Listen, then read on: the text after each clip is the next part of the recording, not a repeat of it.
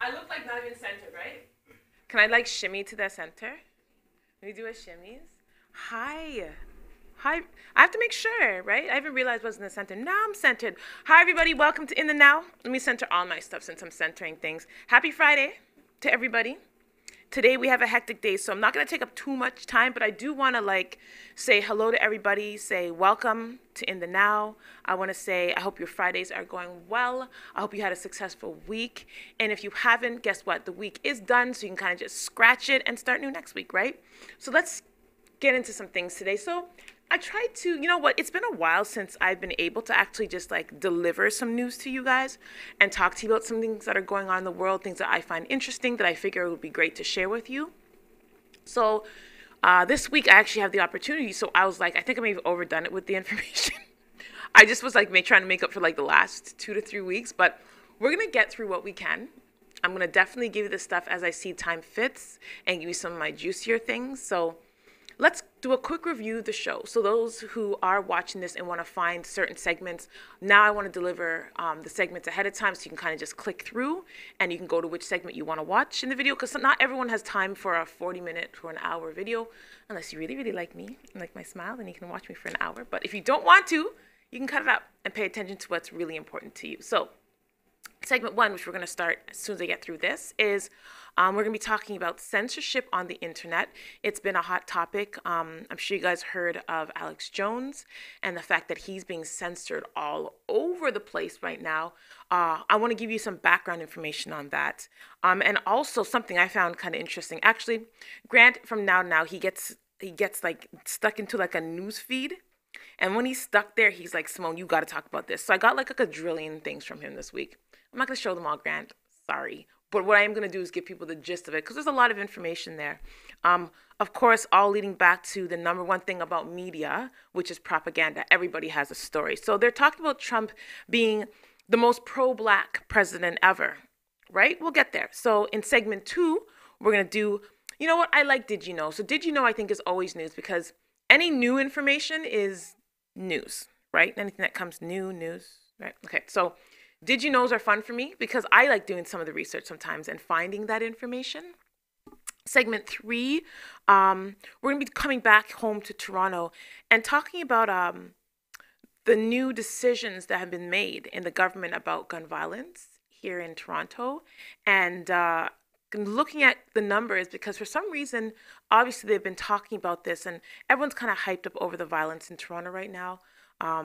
But I want to present some numbers to you guys today, which will allow you to be a little bit more objective and really start analyzing things that are going on. I want you always to dig a little bit deeper. And also, we'll be talking a little bit about Serena if we get some time.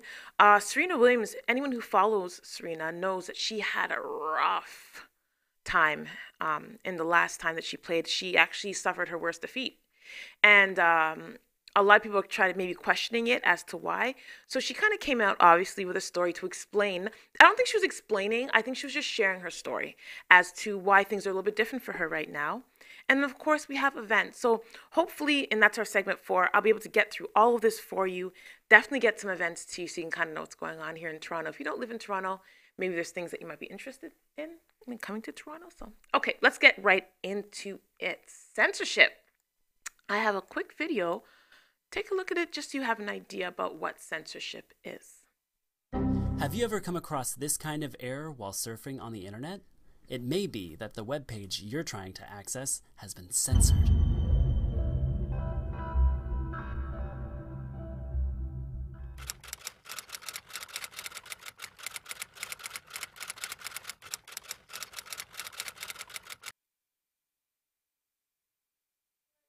Great assistance.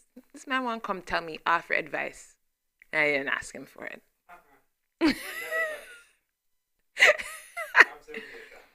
He made an observation. I told you, though, I have a lot of information to go through, Dave. There's so much to go through. I'm trying to get everything out. So I have to,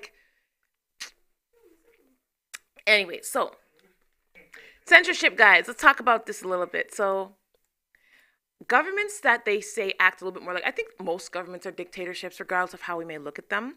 They've begun to censor the internet, and in different countries this is happening at different levels. And they even manipulate it to shape the minds of their citizens. There was talk about that during the U.S. elections, of course, with Trump. So I'm not going to go into any of that because you guys know. Let's talk about a Paris-run organization called Reporters Without Borders. And they advocate for basically the freedom of press and information and fights to end censorship basically in all forms on the media. They feel that everyone should have their ability to not only deliver information but to receive it. So the organization writes a list annually about the countries that basically are the worst offenders with censorship. So let's look at a few of them. Some of the ones they brought up were, of course, some that you probably already know. Some are Iran and Belarus, Saudi Arabia, China, which is something that you guys, most people know about, and North Korea. So those are the worst offenders of censorship. But something has been brought into, I guess, view about the censorship that's going on here. And I have another quick video, and you guys can kind of take a look at that. And of course, if you have any questions or comments, please leave them in the box below, okay? Take a look at this video. Back in February, Facebook launched a new algorithm that would cause top conservative pages to see a dramatic drop in traffic. And this included personal pages, by the way. President Trump's Facebook page saw a 45% drop. Diamond and Silk said their content was similarly blocked on Facebook. Facebook, along with other social media sites, have taken aggressive actions to silence conservative voices such as ourselves by deliberately restricting and weaponizing our page with algorithms that censor and suppress our free speech.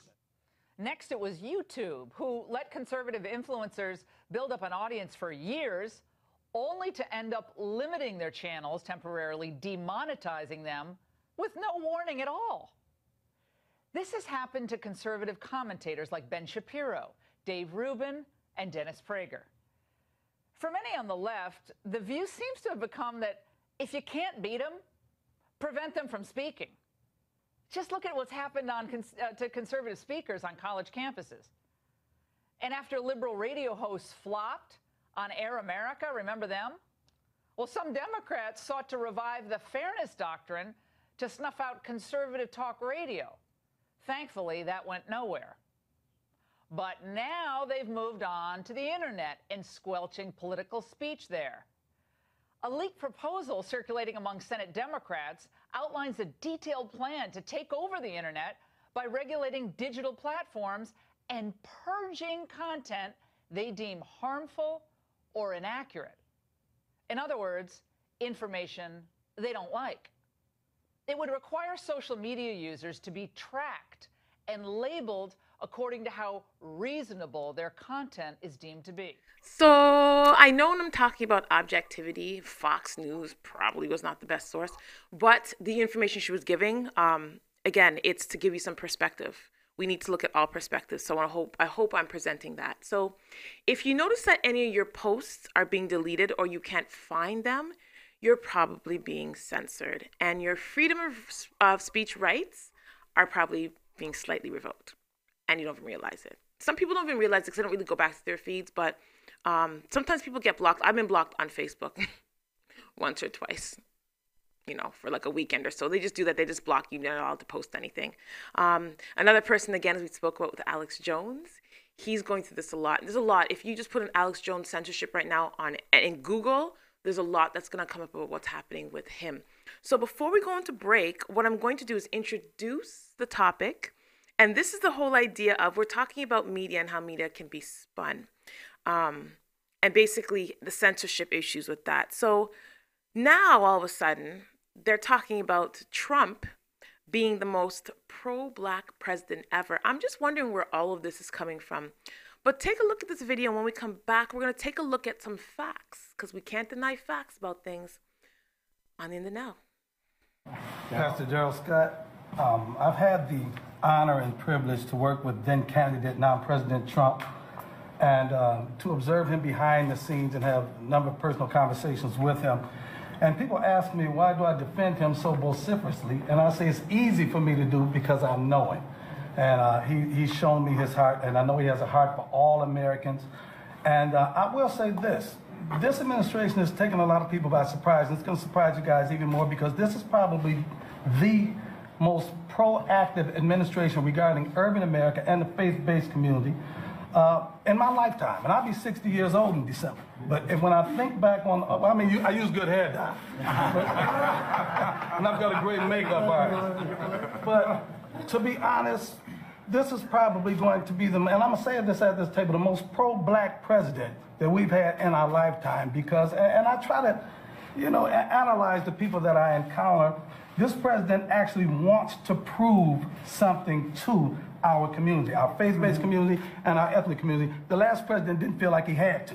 He felt like he didn't have to prove. He got a pass. This president this administration is probably going to be more proactive regarding urban revitalization and prison reform than any president in your lifetime. If we work together, give him a chance, don't pay any attention to these guys back here, and I promise you, we will do something that this administration will continue to make history. It's going to be a lot of positive change. Great things are on the horizon, I promise you. I have to say one thing about that. So I didn't know him at all. And I'm watching one of the, I would say, unfriendly groups of broadcasters, to put it nicely. And I said, who is that guy? He was destroying them. I say, who is he? Then I saw him 2 or 3 times, and I said, I have to meet him. But I want to just thank you. You have been incredible. You are some voice. And when I heard, okay, tell him, how long are you married? Tell me. 39 years. Okay. 38 years. So I thought he was like 35 years old. Okay. So did you. Exactly. And then he said, say hello to my wife. He said, I've been married 39 years. I said, you're married 39 years. I thought you were 35 years old, right? But you're doing a good job. You're obviously doing it right because you look great, and we really appreciate it. We're going to be all right. Right from the beginning. Gerard's been working with us a lot. And, Right. He used to live on my street when he was a kid. In the same city. Yeah, so. Small world. Thank you, sir. Appreciate it. Mr. President. Think you have what it takes to bring value to the community? The TCN TV network is expanding and now accepting TV show proposals. Here's an opportunity to build celebrity status and become part of an elite group of community advocates that are focused on building, strengthening, and empowering our community in a positive way. Are you interested in embarking on a new adventure? TCN TV is searching for people interested in opportunities to change the conversation and pave an unforgettable legacy. If you feel you have something of value to offer, send a written show proposal to shows@mytcntv.com.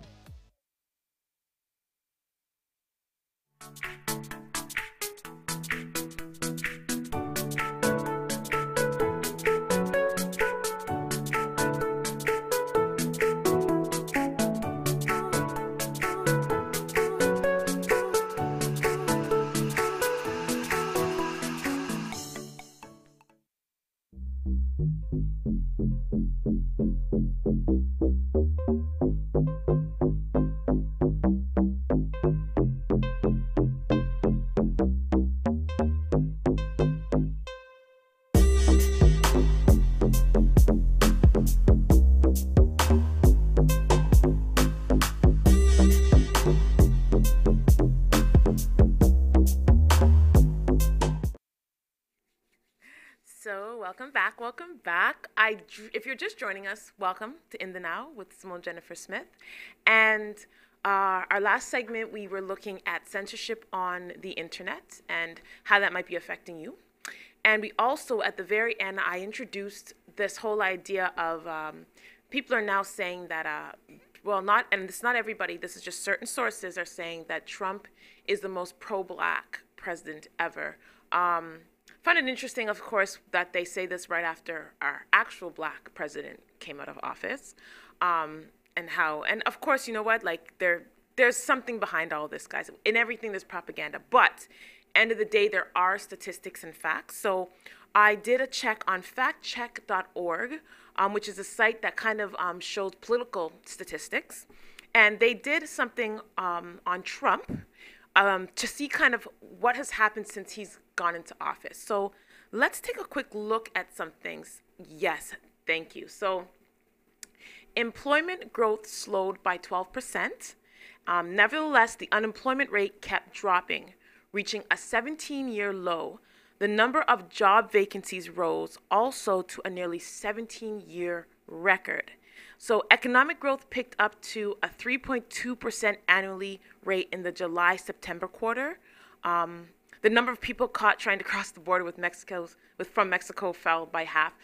One thing I will say is with a lot of the facts that came out here, he's doing exactly what he said he was going to do. He wanted to stop all that traffic coming from Mexico. So I guess this is what he's enforced. So some of these numbers are not surprising.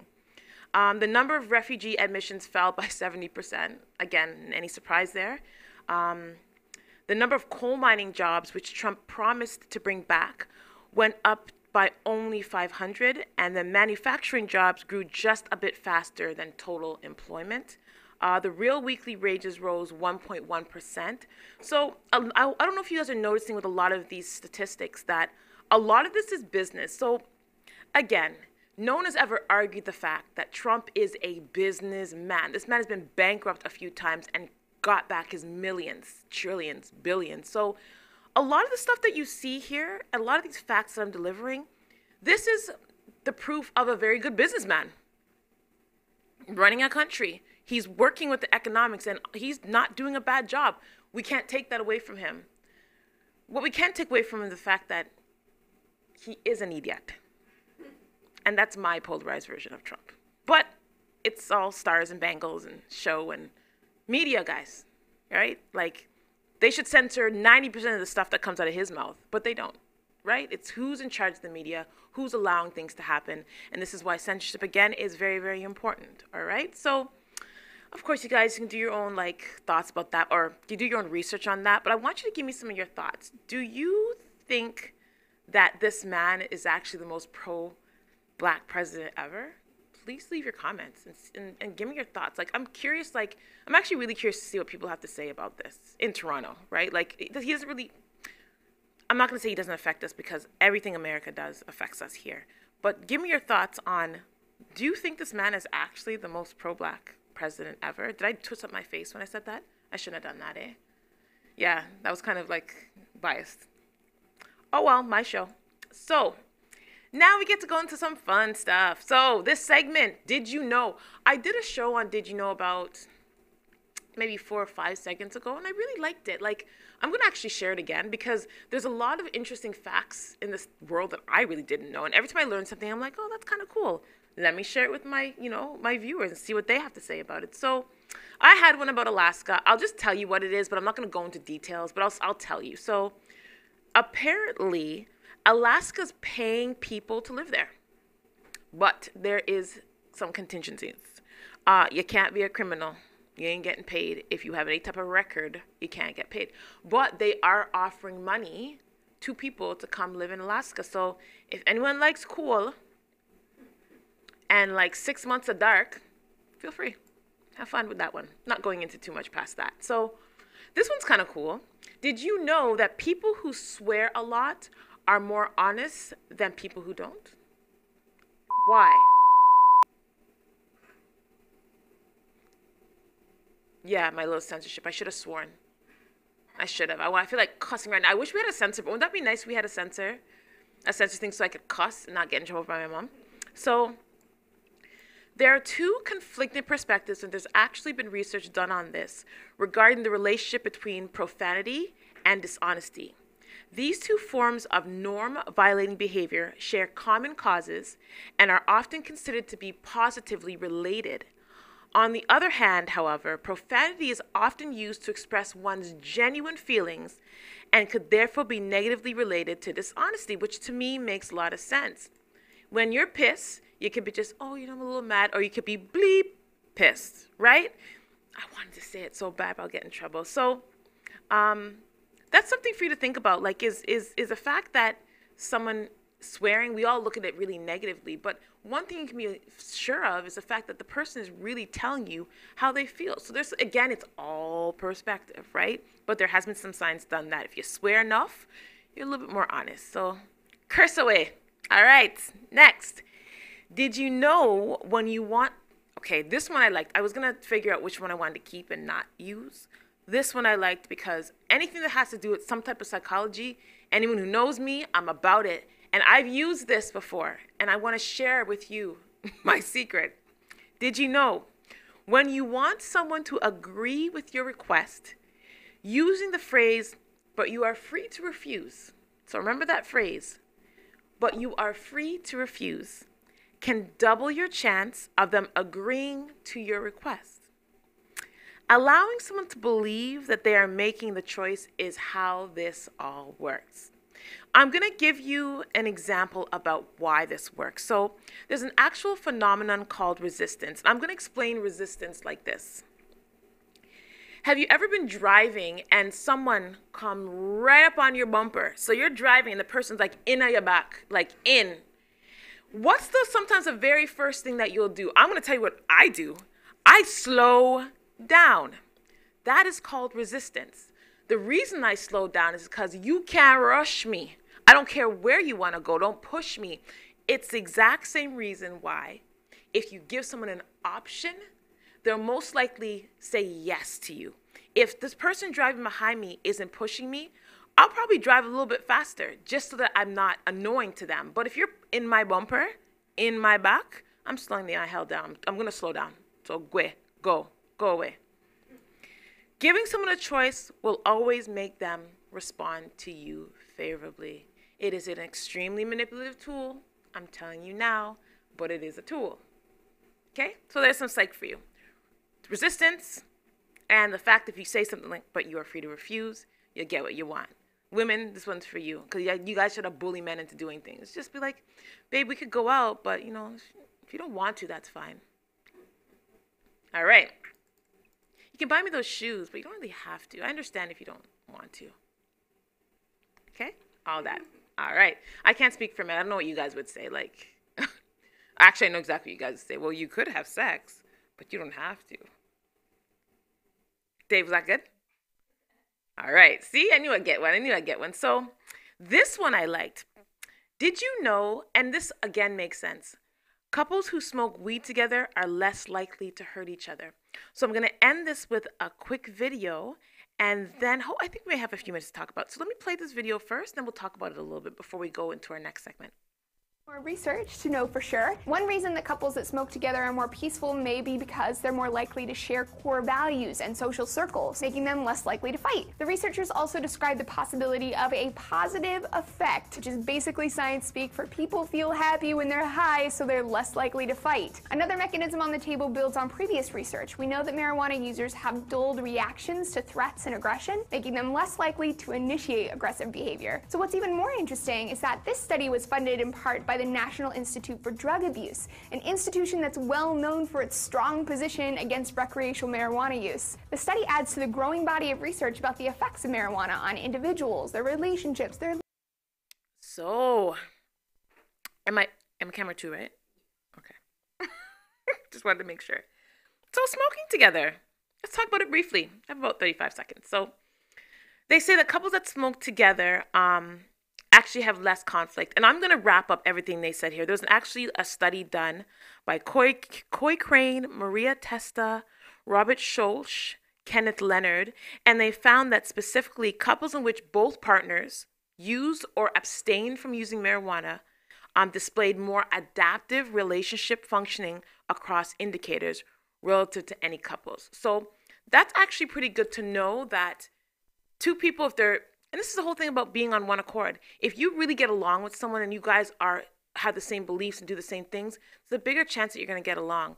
Another thing which is just basic is weed makes you chill. No one wants to argue when they're high. Why?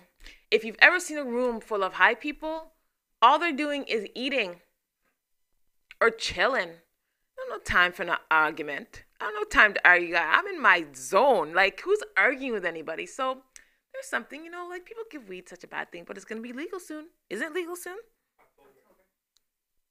So all you couples out there, you'll be able to smoke and just be with each other and just be all lovey-dovey and cuddle and all them good things. So I hope you guys liked my Did You Know section.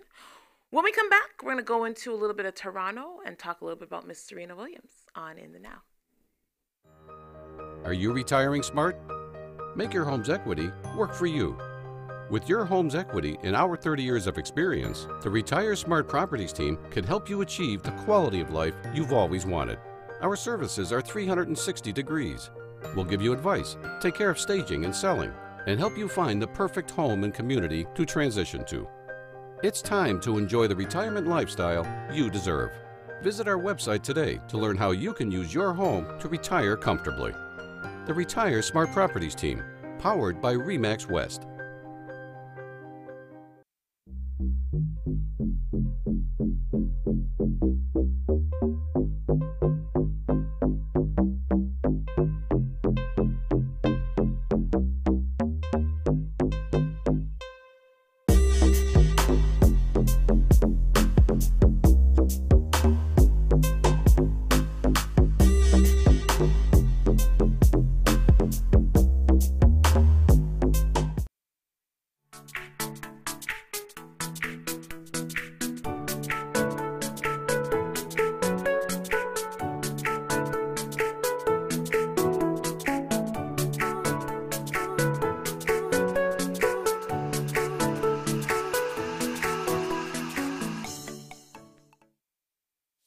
Think you have what it takes to bring value to the community? The TCN TV network is expanding and now accepting TV show proposals.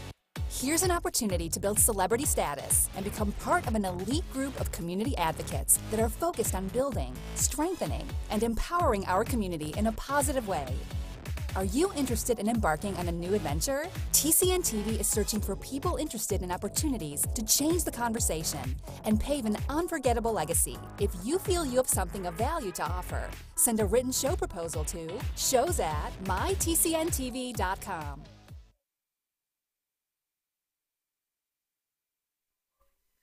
Welcome back, everybody, to In the Now. Happy Friday to you who are just joining us now. Welcome, welcome, welcome. So, quick synopsis in case you want to go back.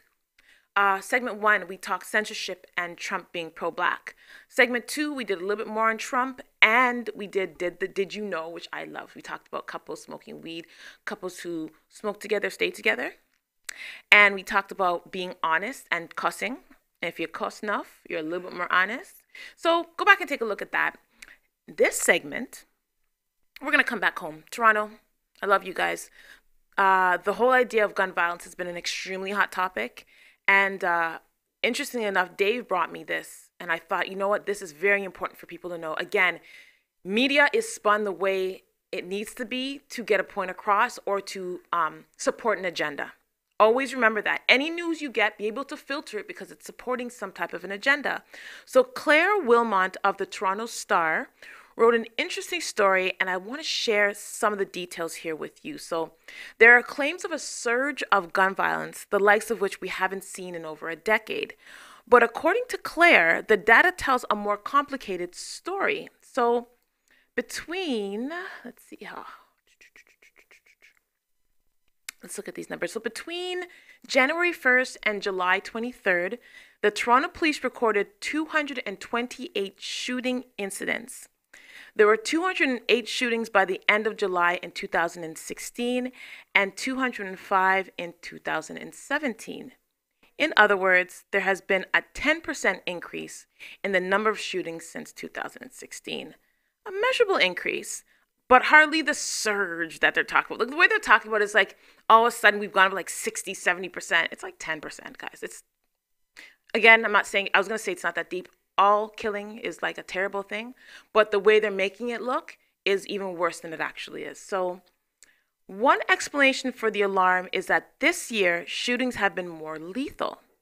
While the media is quick to highlight the shooting deaths are up 70% from last year, when we compare 2018 with 2016, the increase is really only 16%. So again, they're like playing with these numbers so that, again, fear.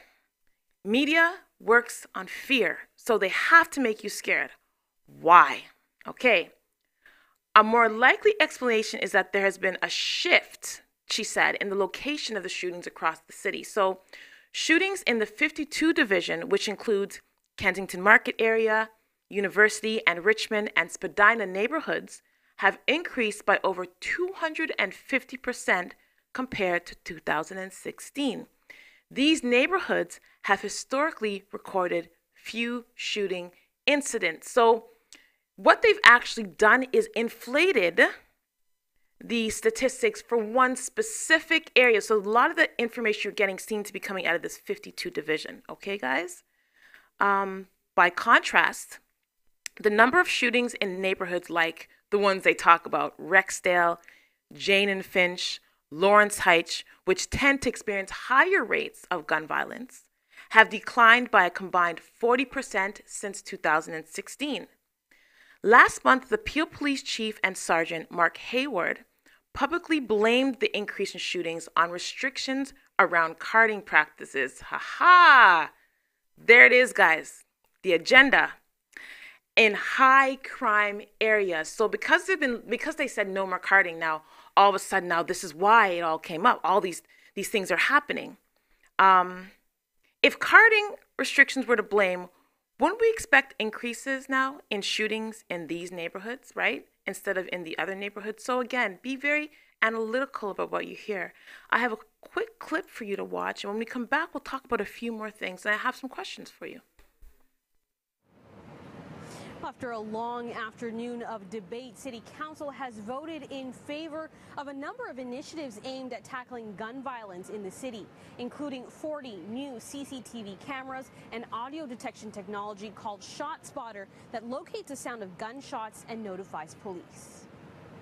What we've done, importantly, is responded to the police chief, and he's my police expert. He's our police expert, and he said he needs this. It's in 90 other cities in the United States, and it's been proven to be effective. But there are now going to be some reports on privacy and explaining the technology, on oversight of how it's used, and I'm very comfortable with that.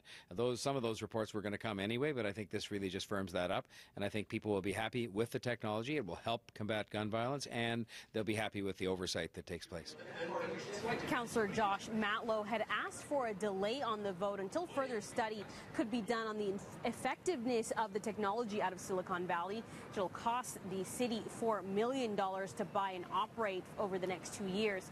His motion did not pass, but council did approve a motion for the city to consult with the privacy commissioner before taking on the technology, and the city will report back on its impact on high-risk communities in the first quarter of 2019. So remember when I was saying that America or Canada is highly influenced by America? This is kind of what I'm talking about. They're trying to use the same technology there over here in Toronto. So Toronto, again, comment. I'm going to be sharing this video up for especially this section. I want you to tell me what you think. Are numbers being fixed to push this agenda? Are they doing all this to push? Do you think so? I want to give you a chance to have your opinion on this. Should we start preparing our young black men on how to deal with carding? Because let's be honest, that's who's going to be getting carded. So do we now start being proactive? My 5 Ps, prior preparation prevents poor performance. If we prepare our young men earlier, can it prevent some of this stuff that's going to be happening? Because there's going to be a lockdown. It's happening, guys. We have to prepare our kids. We got to. Our community, they're coming at us. Listen to the areas they've kind of targeted. Okay. Moving on from that, please leave your comments, okay? Miss Serena Williams just suffered, and you all know Serena Williams is the bomb. Like, that woman there, she's won everything, 1 million times over. But most recently, she actually withdrew from the Rogers Cup because she said she was in a funk. And she actually suffered her worst defeat here. I'm going to show you a little portion of this match.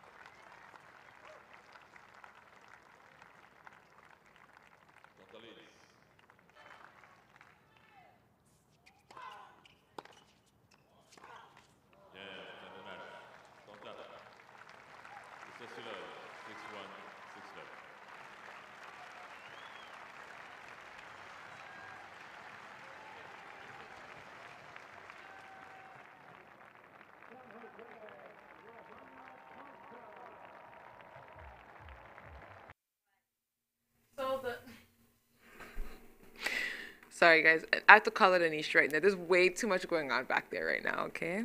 Way too much, Anisha. Like, my producer's going off today. So, the Wimbledon runner-up withdrew from the Montreal tournament on Saturday, citing personal reasons. So, it came after she was beaten 6-1, 6-0 by Joanna Konta, she's not even that good. Let's be real. Like, you guys saw, there was not even any effort there. In less than an hour in San Jose. So, I took some time to kind of look at what she was saying, and she spoke about postpartum, which is huge. A lot of people don't understand the effects of postpartum. 10% of moms will actually suffer from postpartum disorder. And here are some things quickly that you guys should kind of look into. Maybe you're feeling this way and you're like, why do I feel this way? Why am I feeling this way? Here are some things to pay attention to. So those initial baby blues that you feel, if you don't feel them getting better, might be an indicator. Sadness and guilt consumes your thoughts a lot of the time. You begin to lose interest in things that you enjoy. You have trouble making decisions. You begin to worry that you will not be a good mom. That's a big one. Your sleep patterns change drastically. Now, I know a lot of people are like, when you have a child, of course they do, but I mean, like, they're really drastic. Like, usually mothers, from what I've heard, when that baby is sleeping, they'll try to get a 1-2 nap. They know it won't be long, but they'll try to squeeze one in. If you can't even sleep during those times, so insomnia or too much sleep would be a big indicator. You have there's been some big stressful changes. That's a big one to pay attention to. Let's just say you're a single mom. Let's say the person that you decided to procreate with decides they want to check out. So now you had a child and you're doing it all on your own. That's a huge change, okay? And another one which should be paid close attention to, everybody, is if you ever think about hurting yourself or the child, there has been cases where mothers have actually hurt their children because of postpartum. So, Serena, honestly, I hear you, girl. Just, definitely seek some help. I tell anyone, if you're feeling any of these, go to your doctor and talk to someone and get some help for this. It's a real thing. Like, you're not abnormal. It happens to people, and it should be paid attention to. Like, it affects everybody, including greats like Serena Williams. So, when we get back, everybody, we'll talk about some events in the city. And, in the now, Simone Jennifer Smith. Think you have what it takes to bring value to the community? The TCN TV network is expanding and now accepting TV show proposals. Here's an opportunity to build celebrity status and become part of an elite group of community advocates that are focused on building, strengthening, and empowering our community in a positive way. Are you interested in embarking on a new adventure? TCN TV is searching for people interested in opportunities to change the conversation and pave an unforgettable legacy. If you feel you have something of value to offer, send a written show proposal to shows@mytcntv.com. Are you retiring smart? Make your home's equity work for you. With your home's equity and our 30 years of experience, the Retire Smart Properties team can help you achieve the quality of life you've always wanted. Our services are 360 degrees. We'll give you advice, take care of staging and selling, and help you find the perfect home and community to transition to. It's time to enjoy the retirement lifestyle you deserve. Visit our website today to learn how you can use your home to retire comfortably. The Retire Smart Properties team, powered by RE/MAX West.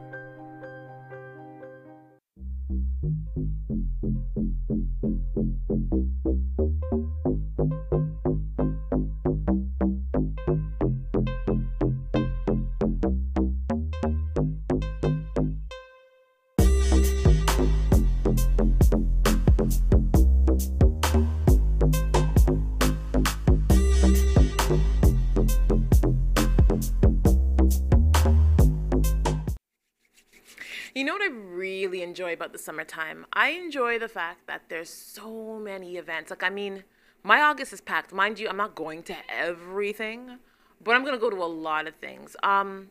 This first event that I'm going to speak about, unfortunately, I won't be able to go to. So I'm going to send, of course, my better half, Mr. Diev, to go check this out. But I was actually invited to be the host of a panel for this, and I thought it'd be really cool to let you guys know about it because anyone who's into arts and sci-fi, African artwork, anything to do with like Black Panther or Afro-Caribbean art, this would be an event for you. So on August 25th, 2018, in Toronto, of course, Ontario, Black Speculative Arts Movement Toronto is going to be happening. So following the success of 2018 films like Marvel's Black Panther and the Canadians' first Afro-Caribbean sci-fi thriller, Brown Girl Begins, this one-day convention focuses on Black Canadians, centered dialogues around the improvement of Black and Afrocentric presence in the speculative, fantasy, and science fiction in all creative forms and outlets. So this year's theme is around limitless reimagining for liberation and equality and Blackness through the lens of Afro-Caribbean carnival and science. So how we actually got to know about this is through a young man who actually appeared on our show. I'll let you take a look at the video. And so John Jennings invited me to be a part of a group exhibit, one-of-a-kind exhibit at the Schomburg Research Center of Black Culture in Harlem, New York in 2015. And I believe I was the only international artist in that show. Oh, wow. And my work, a lot of people were just like, yo, this is completely different. My artist statement was like looking at Blackness beyond the slave narrative, right, and beyond the American narrative. So they invited me to present at the first convention, the first BSAM convention in St. Louis that same year. And I did a presentation called Black Future Things. And it was a chronological history of like some of the speculative arts that we had here in Canada, specifically looking at Toronto. And they were like, yo, this is what's going on. First of all, we were shocked that we had Black people. But now we know that like ignorant. The Black people are dope. Like, you know, and like Right. people are making amazing That's work. right. So they're like, what do you think about maybe doing a convention in Toronto? I'm like, psh, soft. Yeah, man. But I must credit the work that I was doing, or I must credit BSAM coming to Canada from the work that I was doing with Danilo McCallum, my mentor. Right. We did a group exhibits called Black Future Month, and that started in 2013. And it was essentially recognizing that we didn't have space to show our work. And there was a bunch of Canadian artists who were making dope work, but we didn't find gallery spaces to show it. Right. Yeah. We did that for a couple of years, and it was gaining a lot of recognition. And so when the opportunity for BSAM to come to Canada came about, it was like, we already been doing this, but now it's like taking the work beyond the gallery spaces, beyond the exhibit, and now talking about infrastructure and talking about industry that doesn't exist right now. So that was a really fun interview. All are welcome to enjoy and experience art, science, technology, a cosmic market, I'd love to see that, and local vendors, supernova of live performances, intergalactic conversation, spices of Afro-Caribbean carnival, and everything Afro-futuristic and about Afrofuturism with the Merrill Collection of Science Fiction, Speculation, and Fantasy at the Lillian H. Smith, I like that, Lillian H. Smith, Toronto Public Library. So that's 239 College Street, southeast of College Street and Spadina Avenue. So the event is being sponsored by the Toronto Public Library, Friends of the Merrill Collection, Lab Fund, SciComm Toronto, Stolen from Africa, and Nubian Mansi, here to help. Cost Party, too. Science Everywhere Toronto. The All African People Revolutionary Party. Tabano Institute, Global African Community Network. The Zero Gun Violence Movement. Black Artist Network, Dialogue Gallery, and Cultural Center. A Different Booklist Bookstore, and the Cultural Center. And Black Sun Comics. So, guys, that's going to be an event. Did we get to show a picture yet, Anish? Did we? Was I just not? Oh, I see what happened. Okay, me get it now. Okay, so these are all, they were supposed to be separate, but it's okay. These are all the different things that are going to be happening at this event. And I think this will just be like a lot of fun. I think there'll just be a lot to see. So if you're interested in, you guys can go. What? Black Panther all the way. Black Panther all the way. Wakanda forever. Okay. All right. Let's get it in there. So tonight, everybody, Tamaya will be hitting the stage at the Jamaican Canadian Association. And I have a video. Run the video, Anisha. Shake it. Gaga. Shonda Paul, pon the track. Remix it just like that. Timaya, pon the track. Sing for the girl them when the beat drop. Beat drop, when the beat drop. Sing for the girl them when the beat drop. See, the way you whine, they make me go down low, down low. The way you whine, they make me go down low, down low. All my ladies shake up your bum bum. The girl them shake up your bum bum. The girls them shake up your bum bum. You know what the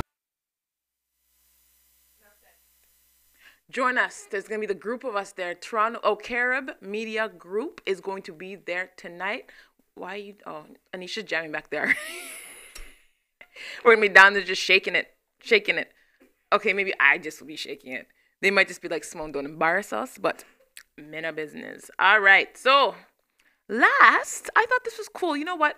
I think I have to have a daughter because I'm probably going to live vicariously through her. I'm going to be one of those moms to put my child in pageants. Yeah. Dave's shaking his head. That will be me. Pageants. Actually, he didn't really shake his head. Will you let me put the child in pageants? Okay. I guess not. So this was sent to me last week, and I was like, you know what? I'm going to put it up. It's happening actually in the States, but I thought it was interesting. Ubuntu Pageants International. So this is a pageant for those of Black heritage. The regular competition is open to females and males aged 13 and up, all sizes, and talent is definitely required for this competition.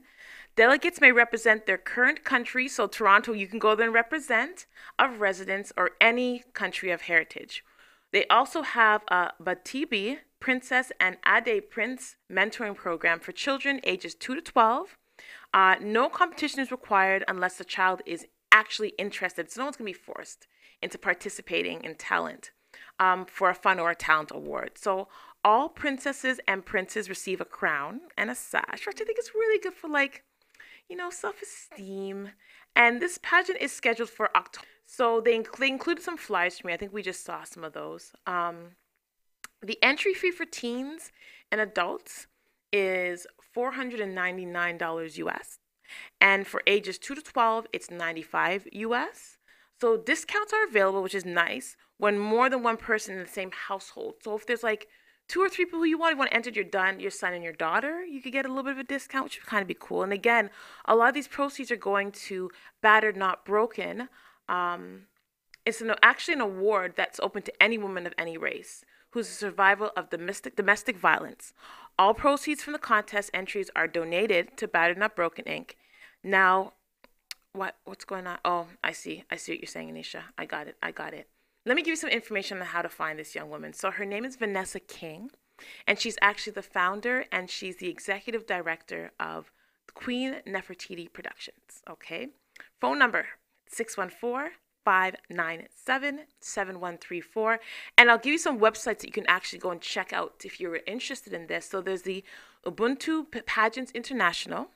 So you can just put that into Google and the website will come up. Hope Pageants USA and Canada. And Ohio American Royal Miss Pageant. So she's doing a few things. I like pageants, again, that can be very useful to supporting our young women and young men, their self-esteem. Anything is really good as long as it's not taken overboard. But I really think it's good to promote healthy self-esteem, healthy body image. I like the fact that she includes all weight categories. So a lot of us in North America, our younger children could be a little bit thicker because, of course, we're Black. We have a little bit more sometimes. And to be able to highlight that, especially in a younger woman, is such a great thing, such a great way to instill that confidence. So thank you, Miss, for putting something like this on. Everybody, thank you. Thank you for staying with me and hanging in there. I appreciate all of you. Have a wonderful weekend. Please be safe out there. Drive safe, be safe. Do what you need to do, but get home to your family and loved ones. Everyone have a wonderful, wonderful day. We'll see you next week on In the Now.